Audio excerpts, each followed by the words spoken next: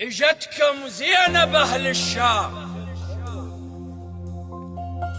كثروا بالهلا عليها، وخلي الشام كله يقوم يبوس تراب رجليها.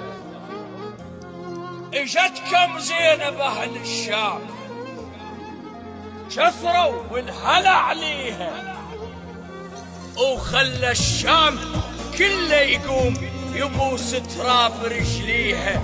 سوى يوقف امام معون سيدكم وعامي، سوى يوقف امام معون سيدكم وعاميها. لو ما بيت زينب بيه يا اهل يعرف اهل الشام، ومن طبن العلويات ستر صار على المنام. صاحت انا اخت عباس ما توقف امام زلام، سكت لا صيحه يطول الشام، سكت لا صيحه